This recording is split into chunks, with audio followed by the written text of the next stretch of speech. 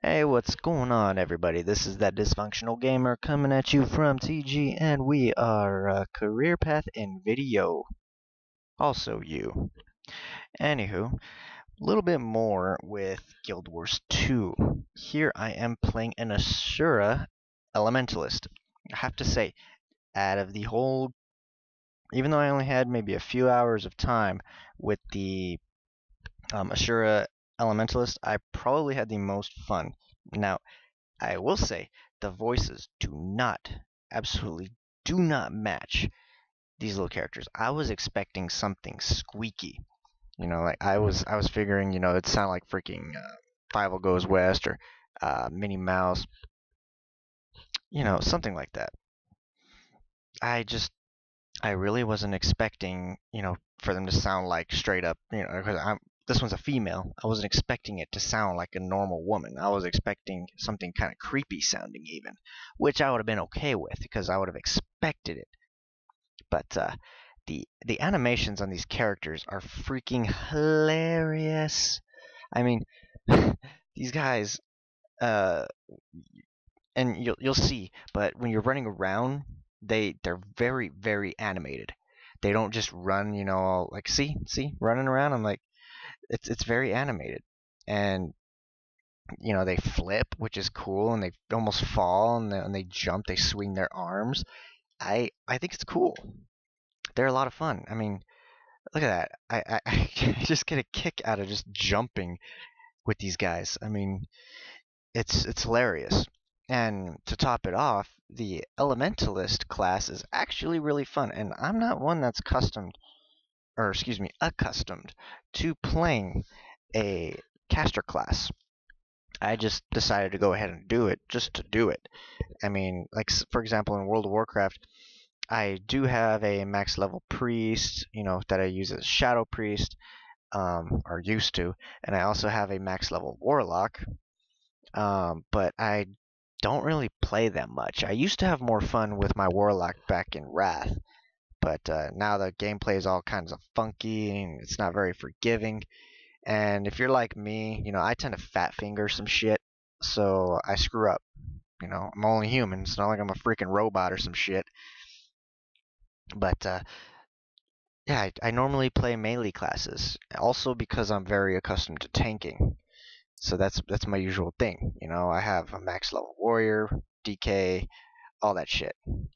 But well, enough about that. This is Guild Wars 2, doing the starting event, and I gotta say this is probably the most fun I had the entire time I ever got to play the beta. I think that I really like the Norn starting zone just because of the serenity and the hunting of it. But this is just goofy, and not goofy in a bad way, goofy in a really good way because it just grabs you. I mean, it grabs you and it hooks you because the characters are just so animated and they're a lot of fun. I mean, and the spells are cool as shit. Like I just learned Dragon Tooth. So I dropped this flaming tooth and it does all kinds of boom damage. It's like, yeah, take it. You take it. You take it like the punk bitch you are. Oh yeah. And of course, one of the best parts I like about the Elementalist is the fact that I can cast while moving. Imagine that. I mean, like in most MMOs, you can't cast while moving unless it's an instant cast ability. So usually you're screwed. You have to stop moving if you want to cast a spell that requires that, but not this. Oh no. You could just keep on moving. And to make it even better, like the next ability after this is this lava, or no, phoenix, my bad. I can basically get both of them as soon as my GCD goes, and then start immediately casting my little flame burst again. So it's like, I have almost 100% uptime. At least that's what it feels like. Granted, this isn't a raid environment, and yeah, it that doesn't really matter right now. But one thing that still gets me is I seem to have zero luck with these beginning zone bosses, the intro bosses. Like I get knocked back, I get straight dominated every freaking time, and look at that. I just got hit, smashed in the face. It didn't even let me know where he was smashing, and I just got rocked for like 1200. That's way more health than I have. And then, of course, with my luck, I get surrounded by golems. Does that look familiar to anybody?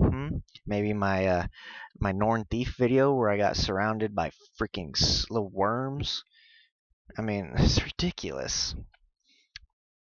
And I almost get the opportunity to rally back up, but then, somebody's there and just kills it. So, whatever.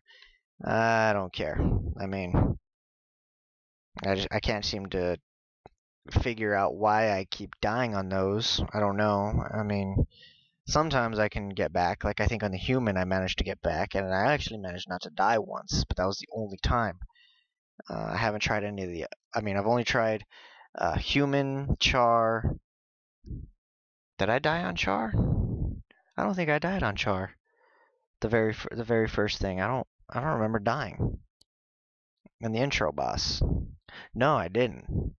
But then I was also a guardian, so I was able to like block damage. So I guess that doesn't really count.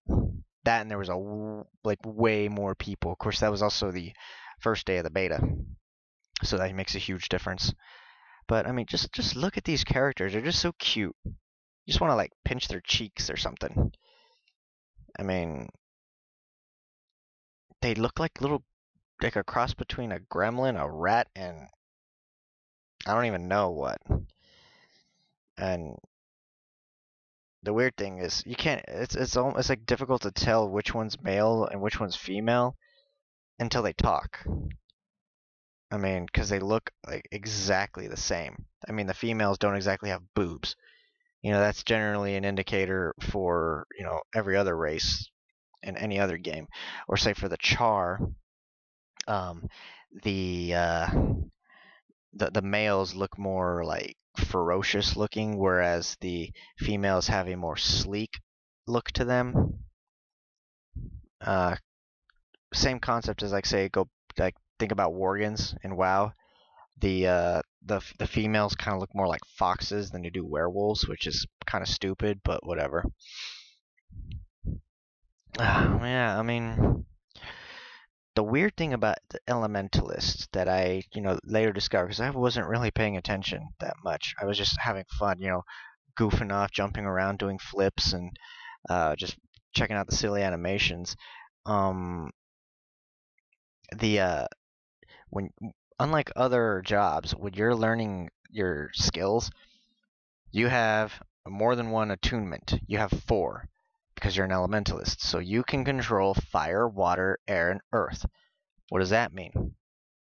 That means that you have to do a whole lot more work in order to, master all your weapon skills. Kind of a annoying thing in a way, but it also gives you basically the most utility,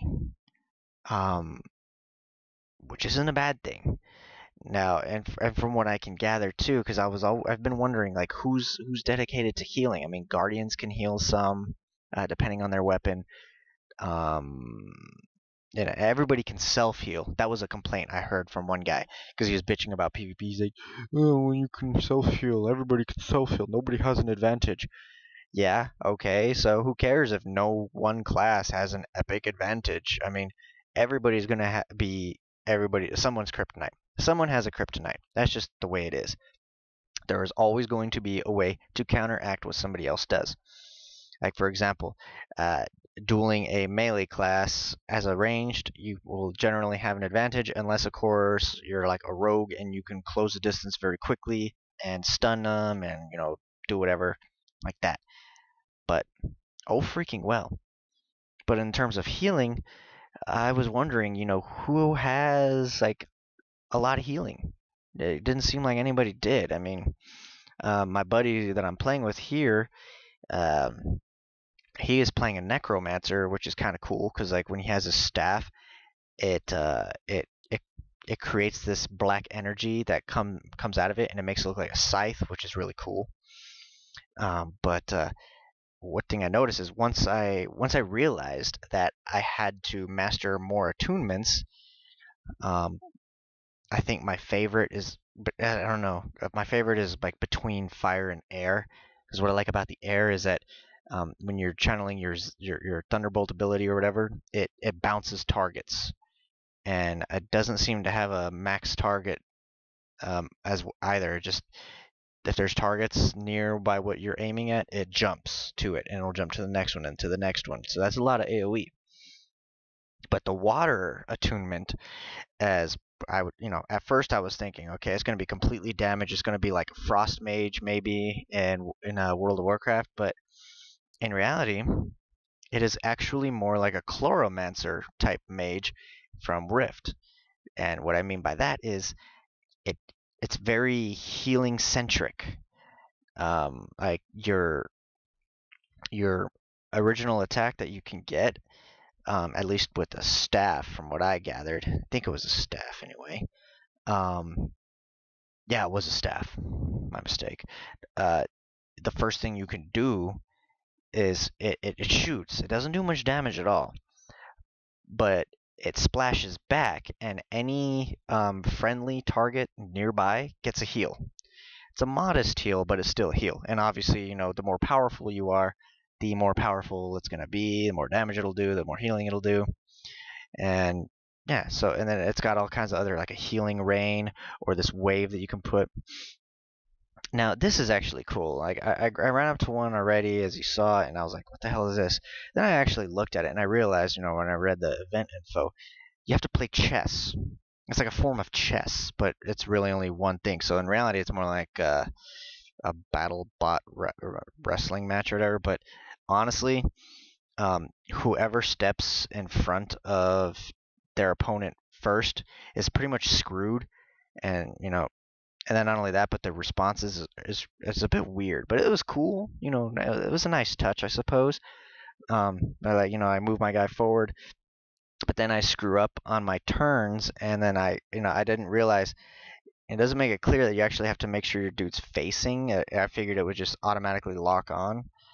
So yeah, I ended up losing this match, and I'm not sure if you can play again if you're not doing the event, but yeah, because I didn't know you had to turn, and then I, kind of screwed up my turns or whatever. I ended up getting owned, but it wouldn't have mattered because if you step in front of like I said, if you step in front first, you're screwed because it takes like I think 3 hits to lose or to win, whatever, depending on what side you're on. But it was an interesting concept. I thought it was pretty cool. I think they could probably even expand on a little mini game like this and make a thing of it. But yeah, considering how long it takes to do the response, I mean, we only did it like once, I think, if I remember correctly. We didn't go back, and maybe in the future if we were bored or drunk or something, we'd probably go do it. Of course, that won't be until the game actually drops next month. Speaking of which, we're actually going to try and coordinate. I think I'm going to make a group on Facebook. I'll start making announcements and be like, hey, who plans on playing Guild Wars 2? And then make a Facebook group, and whoever manages to get on first into the game can take a look at the servers or whatever and just put on the Facebook page, hey, this is the server, because we're not going to know what the server names are, unfortunately. So sadly, we can't gauge it off of that. And I mean, just look at the artwork in this. It's just the way they made this. It's almost like futuristic, but it's still almost like ancient. It's like one of those advanced ancient civilization looking things. I mean, because it's not like advanced like Star Wars style, where it's all space and everything, but it's still just gorgeous. I mean, the layout of this place is awesome. I give mad props to ArenaNet's artists for this, because I can't imagine. I mean, just the vistas, the way they did that, it's a nice touch. I mean, some people might be like, well, there's no point to that. I mean, you could just look around yourself. Well, it's kind of like, it's just something to do. And it's also a world completion thing. it counts towards your zone completion. It counts towards your world completion. And when you finish everything in the zone, you get a reward. So, I mean, was it really worth it in the beta? Maybe not. I actually did finish one zone, the first zone as the char, just to check it out. But that is definitely something to pursue in the when the game actually drops. Sadly, the bonus that I got was way above my level, so it wasn't anything I could use anyway. But no big deal. I mean, it's for you completionists out there, you achievers. It's just something to look forward to. You know, this game has figured out how to cater to all types of gamers, whether you're a PvPer, a PvEer, if you're just like to explore, you just like to kill people, complete achievements, whatever. Anyway, that'll do it for this episode. I think I have one more saved up for you guys, and I will hopefully see you next time. So please do me the honor, like, subscribe, all that good stuff, and I will see you next time.